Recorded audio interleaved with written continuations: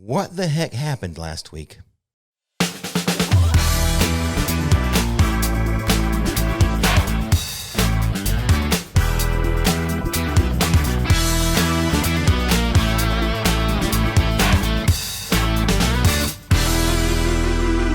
Hey, what's going on, everybody? Rick here in the MyRixFlix.com studio, ready to share some theme park news with you.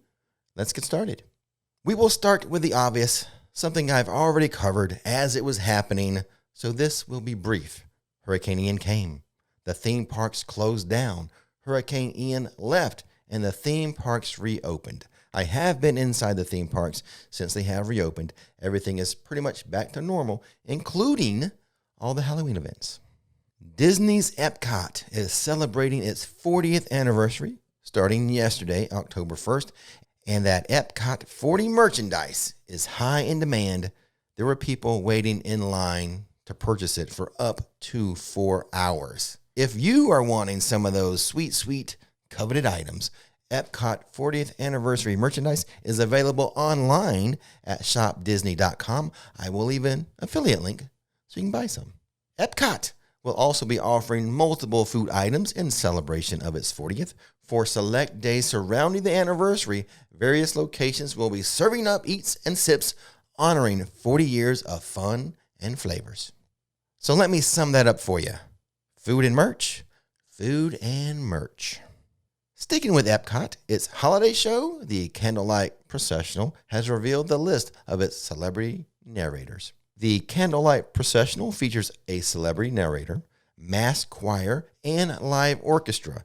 This year's list of narrators includes Isabella Rossellini, Josh Gad, Gloria Estefan, and Angela Bassett, among others.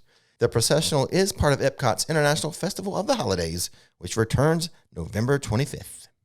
The Walt Disney World Company is investigating ways to combine its Disney Plus streaming platform with its theme parks. A plan that would have people's viewing habits influencing their experience in the theme parks.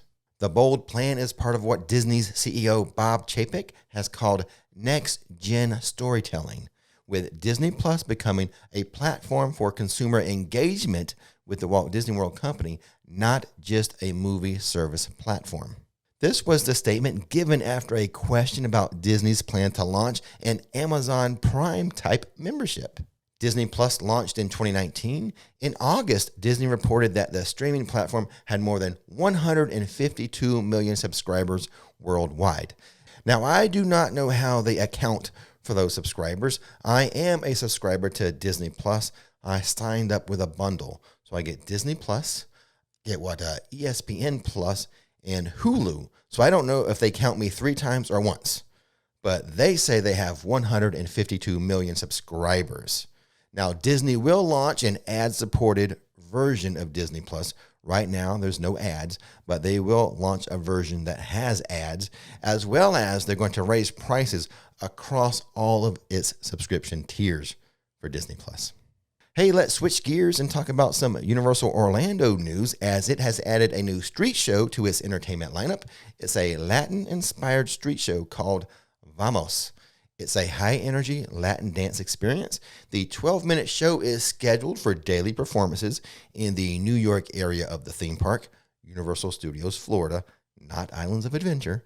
Guests can catch the show at 9 a.m., 10 a.m., 11 a.m., 12 p.m., 1:30 p.m., and 2:30 p.m. Icon Park, which is located on International Drive, which is just down the road from Universal Orlando, announced plans to open in the fall an 8,000 square foot entertainment center called Max Action Arena. But what can you expect there? Virtual reality and escape rooms will be featured. It will be the latest addition to the offerings at Icon Park. An opening date has not been given. SeaWorld Orlando is planning to debut a new roller coaster next year. They haven't shared too many details about this still-to-be-named attraction, but we can see that construction has gone vertical. When the coaster opens, it will be SeaWorld's 7th roller coaster.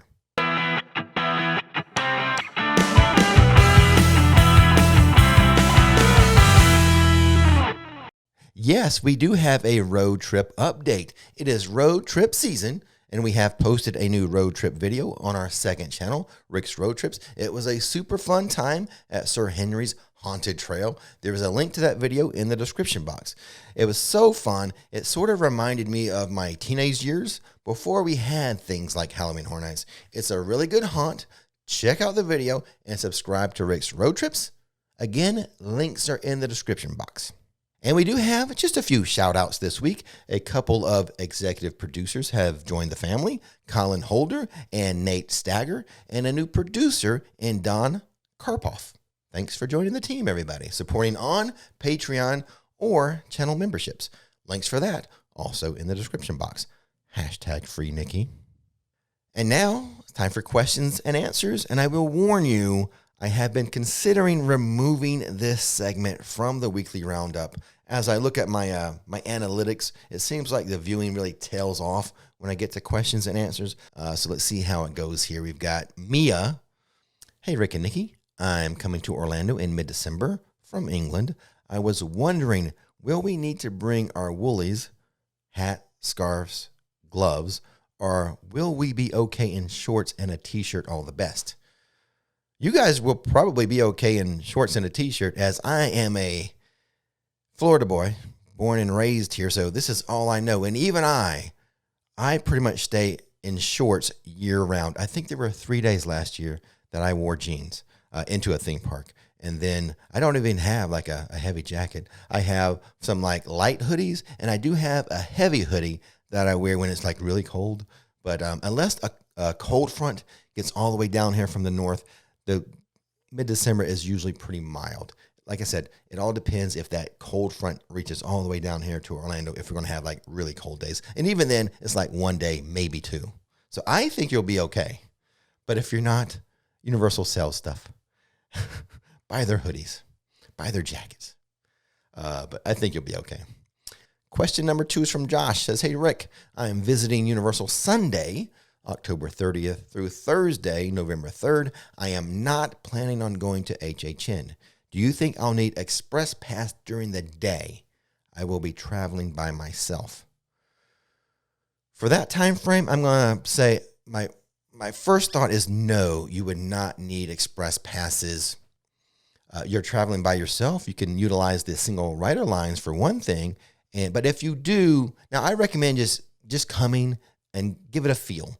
If you feel like it's too busy for your taste, you can purchase the express pass. Then they sell them throughout the park. And that time of year, I do believe they would be priced very well. So I don't really think you would need it, especially being by yourself and utilizing the single rider line. But just if it's too busy for your taste, buy them in the park. Question 3 is from Jennifer. It says, I purchased a seasonal pass for the first time, and I noticed there were 47 blockout days in 2022, but it jumps up to 66 days, blockout days, for 2023. Do you anticipate this being a trend? More blockout dates every year. I was a little disappointed. I don't think it's going to be a trend. This might be a bump up. This, 66 might become the new standard for a while. I am not aware of this. I have an annual pass, the Premier annual pass, so I'm not aware. I don't keep track of all the seasonal pass blockout dates. I'm going to take your word for it that Jennifer has done the research and says it's increased from 47 to 66. With the little caveat, I have not double checked that. Let's just go with that. But I think if that is true, I think it's just like a one-time bump, and maybe that's going to be the new standard for several years to come. But remember, Epic Universe is coming, so Universal may redo everything, all their passes and annual passes, seasonal passes, once Epic is open. Question number 4 is from Mora. On the first night of HHN, you were using the HHN water bottle. Actually, I think that was the Freestyle Cup, the refillable Freestyle Cup, and saw that you had a holder for it. Can you let me know where you got that? Those would be for sale multiple places in the park. Now, they had sold out of those, but I think Universal ordered a bunch more. I don't know if they run out again. But if you're interested in that refillable cup holder, You can get those at the food and beverage kiosks scattered throughout the park. We got ours. There's one right kind of by the Betty Boop store across from like the Today Cafe. There's a food and beverage kiosk. They'll be hanging up by them there. Like I said, we saw them multiple places that night. The kiosk by Fast and Furious and other spots. So that's where you would look for those. They're very handy. Nikki really likes that. Question 5 is from Delilah. It says, hey, Rick and Nikki. And by the way, I apologize not having Nikki with me today. But Delilah asks or says, I will be at Universal in December, the same time as the Orlando Informer meetup. Is it worth having a daytime park pass and an Orlando Informer meetup ticket too? Also, how does that work? Will I have to re-enter the park for the meetup? You will have to, if you're in the park, if you do that and you have a day pass and a meetup ticket, you will have to go to sign in for the meetup. So you will have to exit the park to go get your little wristband for the meetup. I'm not sure where they're going to have their tables at for that meetup, whether it's going to be by the Blue Man Group or out there by the Arches. I don't know. But you would have to leave and get your wristband for the meetup. Now, is it worth it? That's the tougher question. I love the Orlando Informer meetup. It's super fun. It seems like it goes really fast, though. I mean, even with the smaller wait times and the smaller crowds, it just seems to go really fast. Even if you're there from like because you get into the park before the event like occurs. They give you like 2 or 3 hours. I'm not exactly sure how it's going to work this year, but you get to be in the park with regular daytime guests, and then the regular daytime guests are ushered out at the official closing time, and it becomes just meetup guests. But even when you do that, it seems to go really fast. So I think perhaps it would be worth it if you wanted to have yourself a daytime park pass as well. But you know what? Check the comment box. I'm going to leave that question to the viewers as well. Give your thoughts on that, on having a daytime pass for Universal in addition to a meetup ticket. And that's it. We're done. I think I did okay without Nikki this week, though we are going to try to have her in studio next week. But until then, don't miss the magic. Don't miss the fun. See you next time. His name is Rick.